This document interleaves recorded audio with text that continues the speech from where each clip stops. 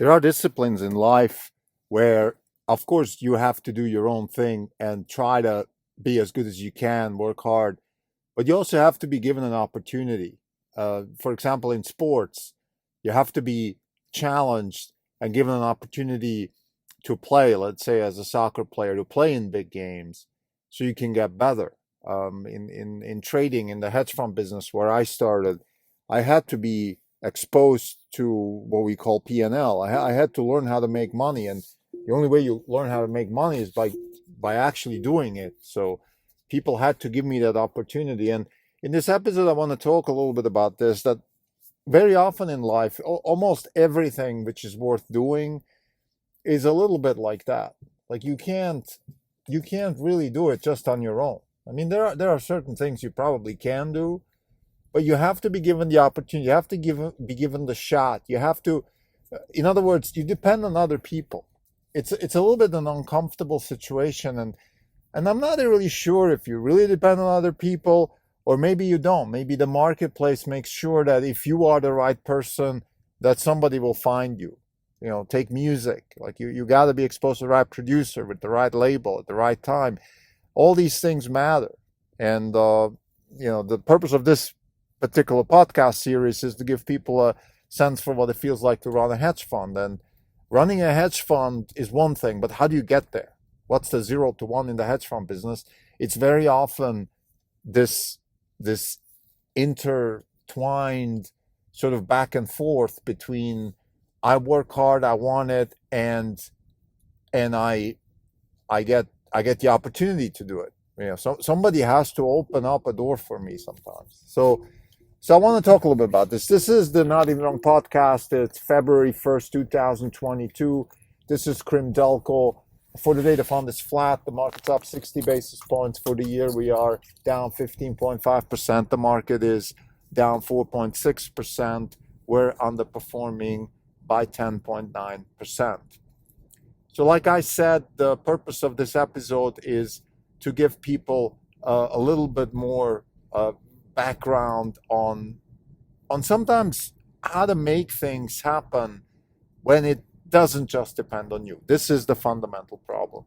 I'm struggling with this right now. My son is a soccer player. He's a goalkeeper, and he has this. He's been in this situation for years now, but it's just becoming more and more extreme because the years are now shaping up. This is the time. He's 14.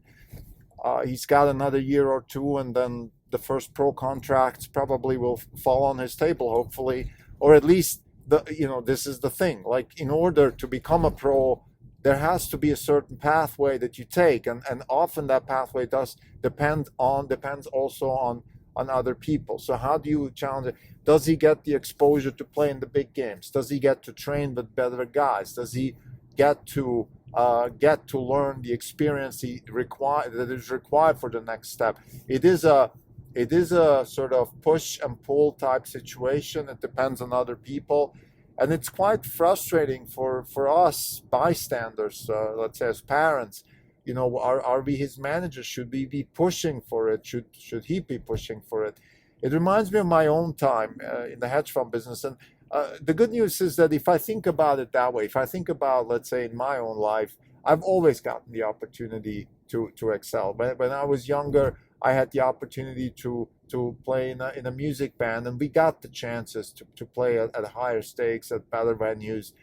Then when I started my professional career, I got the chance to work as a writer at a very, very prestigious newspaper, and I got the chance to write the big pieces. And then later on, I got the chance to trade on Wall Street. I got the chance to make the money. I was given capital. So the chance always came. And I'm just driving by Santa Clara Levi Stadium. So this is a great venue, I think, to mention the book, The Score Takes Care of Itself, by the former coach Walsh, who was coaching the 49ers and who wrote in his book. I think more or less the book is all about that. It is about, look, if you take care of all the basics and take care of all the details and take care of you turn around every stone and check every box, the score will take care of itself. You will succeed. You will make it happen. And I think in more or less, this has been my personal experience.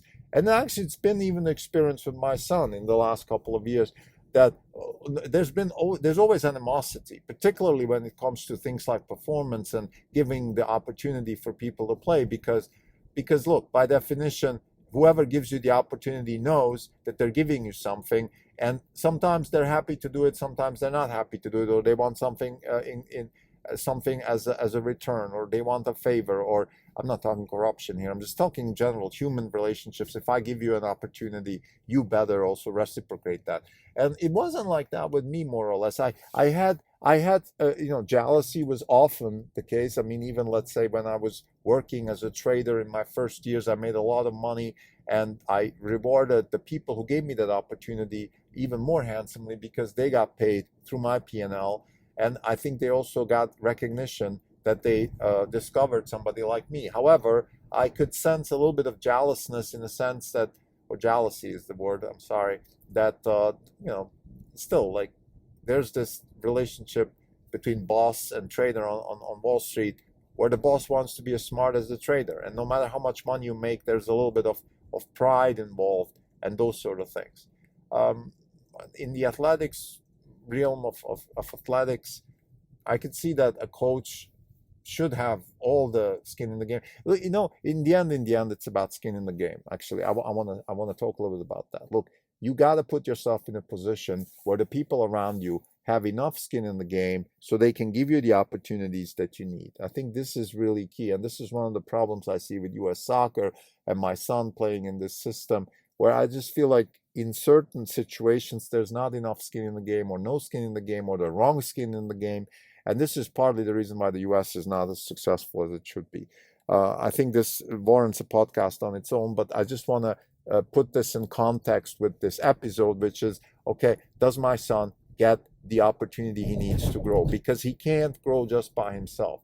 This is not the kind of situation where you can say, well, I'll give the finger to everybody and I'll just do my own thing. It just doesn't work like that, because you need to play with people, you need to get the exposure, you need to win, you need to do all these things that you can't do by yourself in soccer. Maybe in MMA you can, maybe in fighting, boxing, and all these sports it's possible. Maybe skiing, sort of the lone sport, swimming, all these things. Maybe it's possible, but even there, you still have to be picked for a team, train with other people. Very often, also, I want to mention the concept of talent density. Reed Hastings, CEO and founder of Netflix, talks about this in his book No Rule Rules, where he talks about the talent density within Netflix, and I thought that was a very good example of how important it is to be around good people, because there is some positive feedback around people. That is absolutely clear. It's also, by the way, the other way around. My son actually has that problem right now in soccer, where he is competing with people that aren't at his level in terms of ambition, that are a little bit of the excuse type people. They always have excuses and all that stuff. And it rubs off the wrong way on my son. I mean, it's not an excuse on his part, of course, to not perform or anything, but I'm just saying it's a challenge, and it's something that I think as a team builder, as a coach, as a professional sports person, I think one should be aware of that you bring in one lemon into the system, and the system is at risk. It might not be enough to bring the system down, hopefully, but it's just a risk that one has to deal with. So to summarize, in life, sometimes you have to, you depend on other people, you depend on the talent density of the situation you're in to make you better. Very, very many situations in life are like that, and the hedge fund business is like that. This podcast is meant for people who are in the hedge fund business, who think about running a hedge fund, or who dream about running one, or whatever.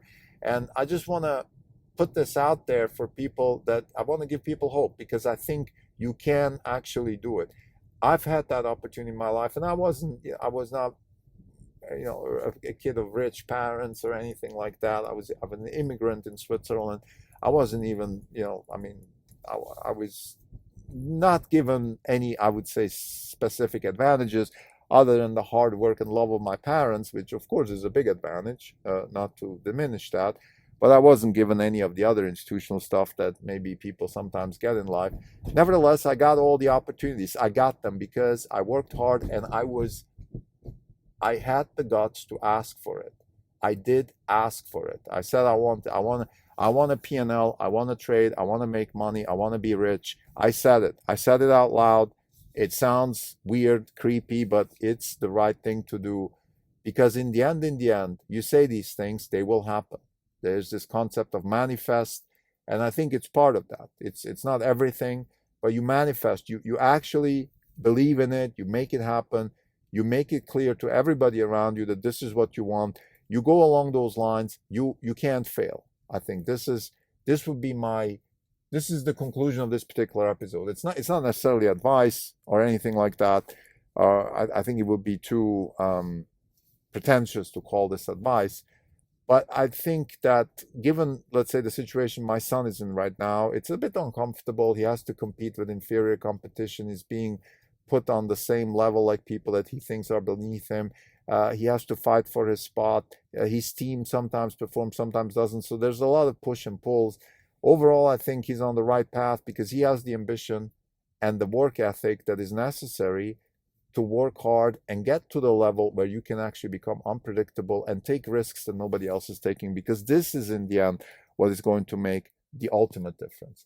It's the ability to take risks that nobody else is taking, and this is exactly how it works in the hedge fund business. In order to have returns in the above 20% CAGR that we have at Orange Capital Partners, we had to take risks that nobody else was willing to take. We had to do it in a way that nobody else was willing to do. So you have to do unique things. This is 0 to 1 Peter Thiel right there. And in order to be that good, in order to have those guts, in order to actually do it, you have to be extremely good, work hard, cover all the bases, have all the technical skills, all the things you need to be in place. And then I think you can succeed. And this is how I think it will pan out for my son. He might not reach his goal to be a professional athlete, but he will get somewhere. This attitude will get him somewhere. And the same with us at Orange Capital Partners. Maybe we didn't reach all the goals we had. We're not $1 billion fund, but we're extremely successful and very, very happy with what we have. Thank you.